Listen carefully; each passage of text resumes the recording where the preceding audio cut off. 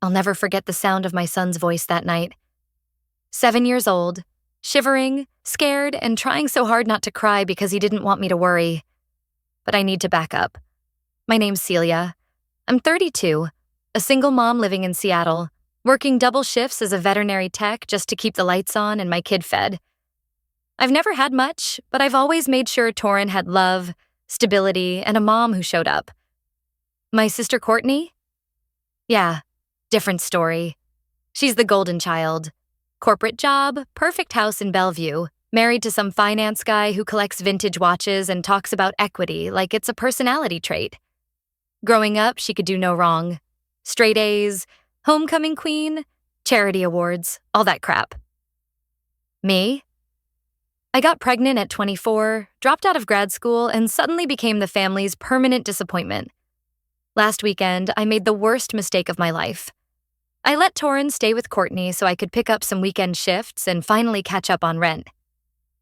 My mom said, "Come on, let your sister bond with him.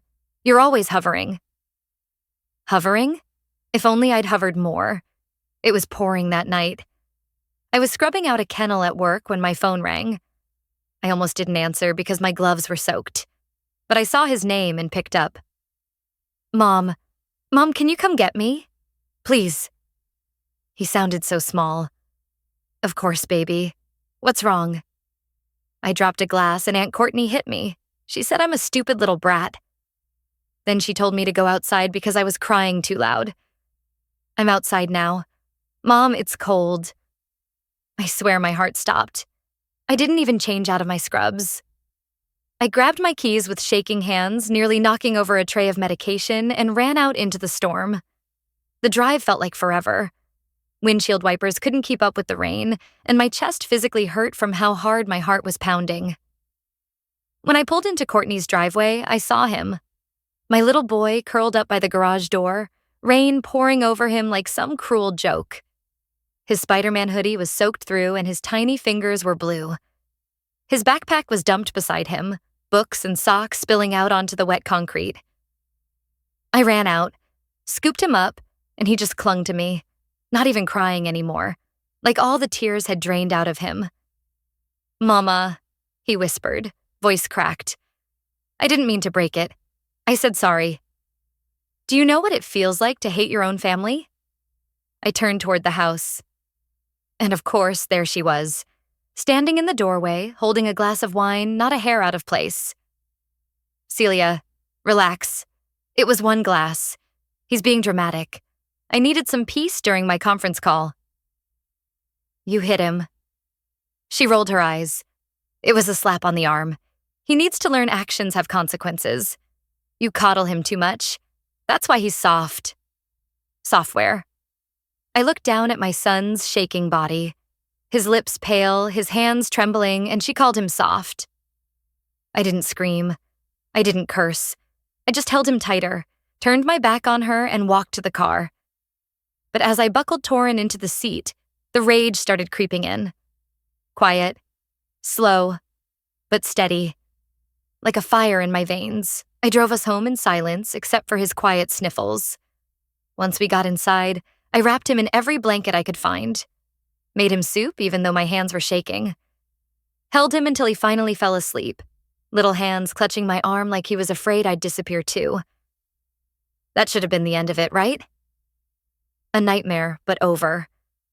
But then I called my parents, and they said he needed to learn not to break other people's things, that Courtney was stressed from work, that I was always overreacting. Not one of them asked if Torin was okay. I sat there, in the dark, staring at my sleeping son, realizing something I should have learned years ago. No one was coming to save us. Not my mom, not my dad, not Courtney. If I didn't protect my son, no one would.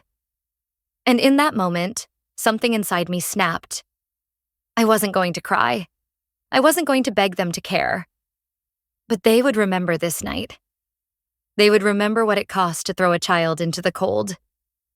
And that was the night I decided. I wasn't just going to protect Torin. I was going to make them wish they'd never hurt him in the first place. And that's where it all began. I thought maybe, just maybe, after what happened, my parents would show up at my door the next day. Maybe they'd knock, see Torin's bruised arm, the chill that still hadn't left his bones, and finally understand. But they didn't.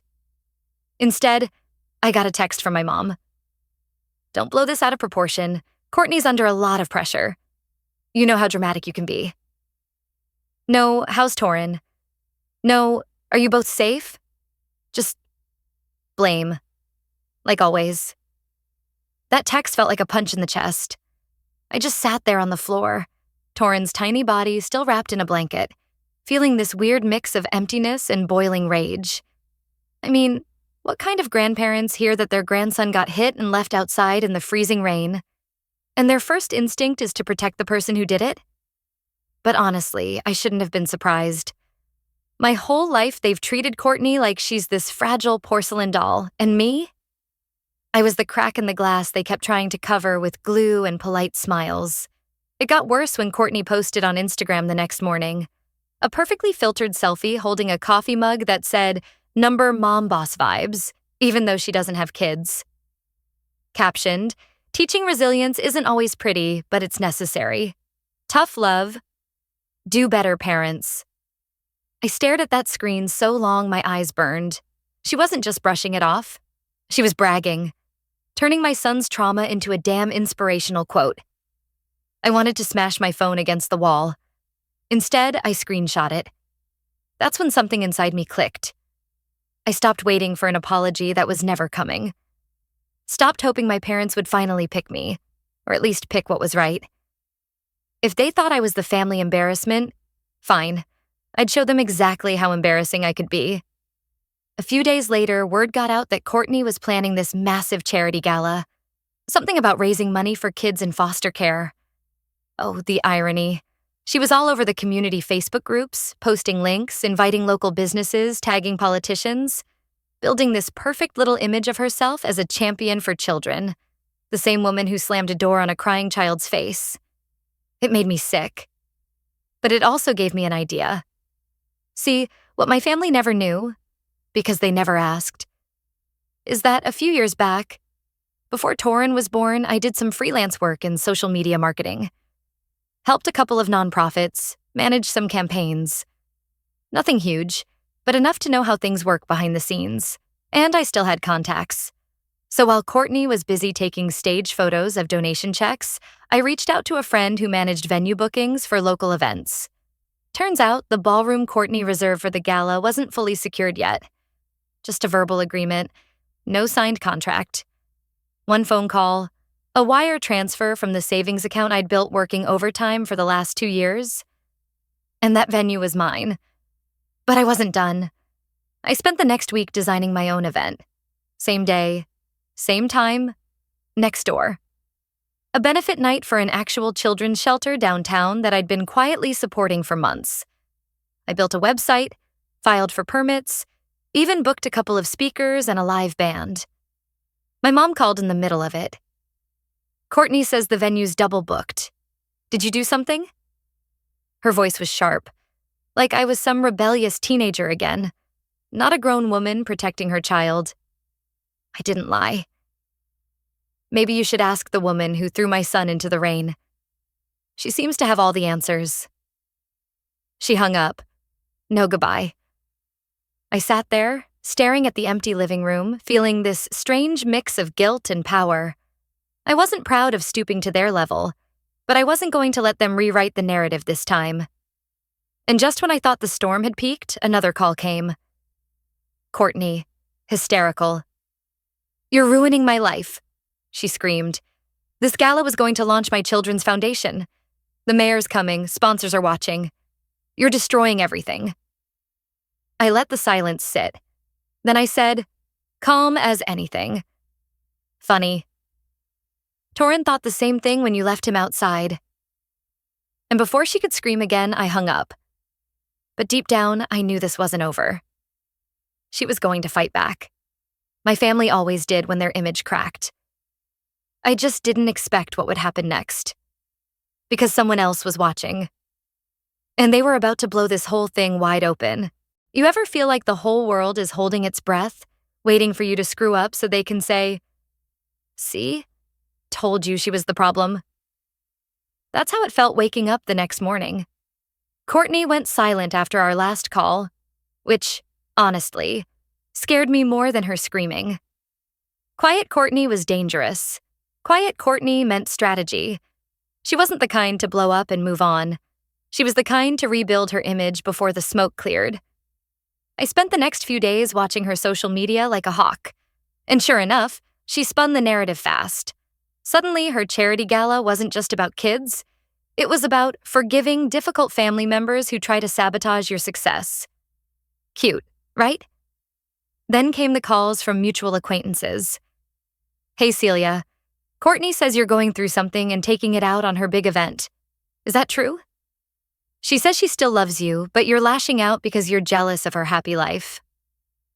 Jealous? Of the woman who hit my kid and left him in the cold.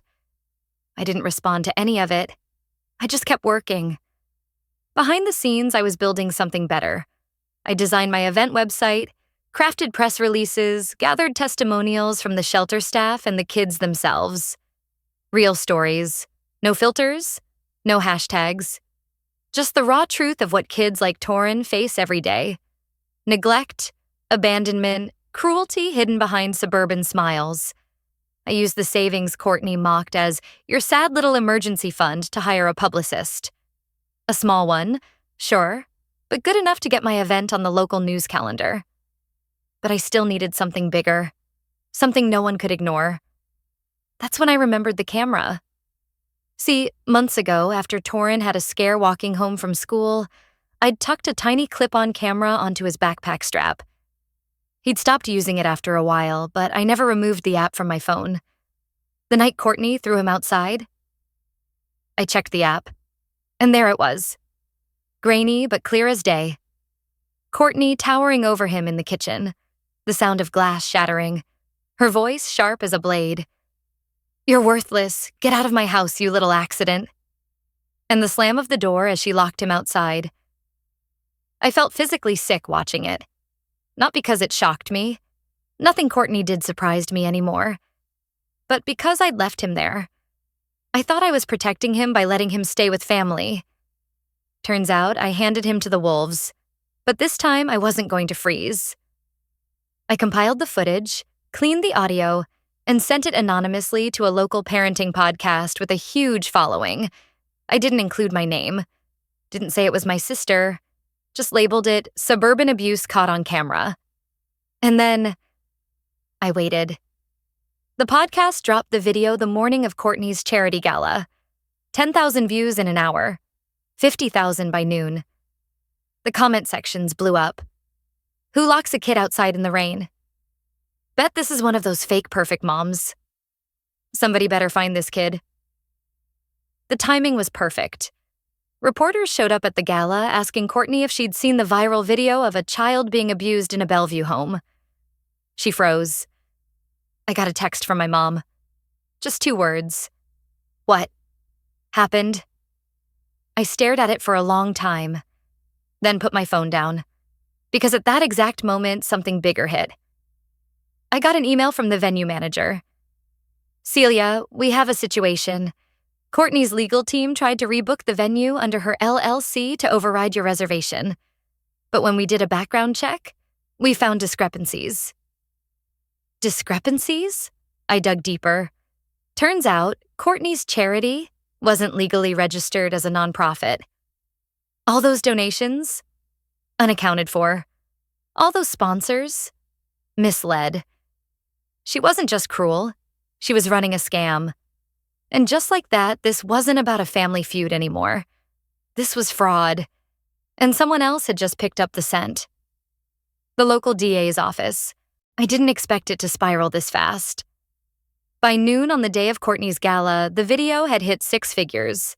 Major local outlets picked it up, and suddenly Bellevue's perfect poster family was front-page scandal. People started DMing me links to Courtney's old parenting blogs, calling out the hypocrisy. Even former employees of her company came forward, talking about toxic work culture, unpaid overtime, and favoritism. But here's what no one knew. The fraud? That wasn't my doing. That was karma. Turns out, when the venue did a background check, standard procedure for last-minute rebookings, they stumbled across court records. Courtney's so-called Children's Foundation wasn't even a 501c3.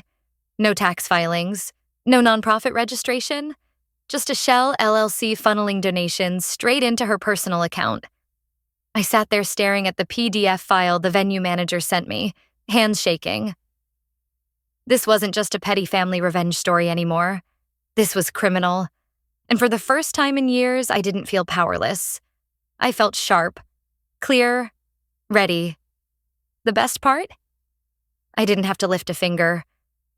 The district attorney's office opened an investigation within hours. By the time Courtney stepped onto the gala stage, wearing her pristine white dress, pretending like nothing had happened, half the guests were already scrolling through their phones, reading the headlines. I wasn't there. I was across town at my event, a tiny, heartfelt fundraiser for an underfunded children's shelter. Nothing fancy. No flashing cameras, just warmth, laughter, real people doing real good. Torin was there, helping the volunteers hand out juice boxes. I caught him smiling for the first time in days. That alone made everything worth it. But then my phone buzzed. A reporter. "I know you've been quiet, Celia, but we found the footage came from your account. Do you have a statement?" I froze. I hadn't meant for this to become public. I thought I'd buried my name deep enough behind burner accounts and anonymous submissions. But I forgot one thing. Torin's backpack cam was registered to my email. I looked over at him, carefree for the first time in weeks, and made a choice. I texted the reporter back. "I didn't do this to ruin my sister. I did this to protect my son. That's the whole story." And I thought that would be it. The end. But it wasn't. Because the final blow didn't come from me. That night, as Courtney's world burned, someone unexpected walked out. Her husband, David. I never liked the guy. Always thought he was cold, too focused on status. But that night, he did something I didn't see coming. He filed for emergency custody of their daughter. Turns out this wasn't the first time Courtney had snapped at a child. Their own daughter had been in therapy for months, terrified of her mother's temper. David had kept quiet to protect the family name, but the video, the public outrage, it broke something in him. He showed up at my event. In person. Alone. When I saw him walking toward me, I tensed up. Was he here to threaten me? Blame me? But instead, he said quietly, "Thank you." I stayed quiet too long. And then he handed me something. A flash drive. I recorded every screaming match, every threat, every time she called our daughter weak or useless. I thought maybe the world needed to hear it too. I just stared at him. I didn't know whether to feel vindicated or heartbroken. Because for all the noise, all the revenge, all the chaos, what broke my family wasn't me. It was their own silence. I took the drive. For Torin. For his cousin. For every kid told to toughen up when all they needed was love. But this wasn't over. Not yet. Because when I opened that flash drive later, I found something else. A voice memo. From my mom. Recorded weeks ago. "Courtney, if your sister ever gets in the way, crush her. I won't let her humiliate us again." My own mother, plotting to protect the golden child, no matter the cost. And just like that, I realized Courtney wasn't the only enemy. When I heard my mother's voice on that recording, calm and calculated, it didn't feel like heartbreak. It felt like confirmation. I'd spent so many years thinking I was the problem. Too sensitive, too loud, too much. Turns out I was just inconvenient. But here's the thing about family secrets. Once light hits them, they burn. The DA's office moved fast. Between David's recordings, my footage, and now this voice memo, they had enough to build a case. Courtney was charged with child endangerment and fraud. But what hit harder was what followed. Her sponsors cut ties within days. Her charity events got canceled. And that perfect social media profile? Wiped clean. But the real fallout came when the community turned. Parents who once smiled at her in yoga class now crossed the street to avoid her. the school board she sat on, voted to remove her. Even her so-called friends quietly deleted their brunch photos. I wish I could say I felt satisfied watching it all fall apart. But honestly, it just felt quiet, like standing in the ruins of a house you didn't burn down, but you still lived in. And my mom? She didn't apologize. She called once, voice tight, like she was swallowing her pride. "Why would you air our dirty laundry to strangers?" she snapped. I took a long breath. "You left it on the front porch, Mom. I just opened the door." She hung up, and I haven't heard from her since. But I didn't do any of this for revenge. I did it for Torin. He sleeps better now. He laughs louder. He no longer asks why people hurt the ones they're supposed to protect. Because now he knows the answer. Sometimes they do. And when they do, you protect yourself anyway.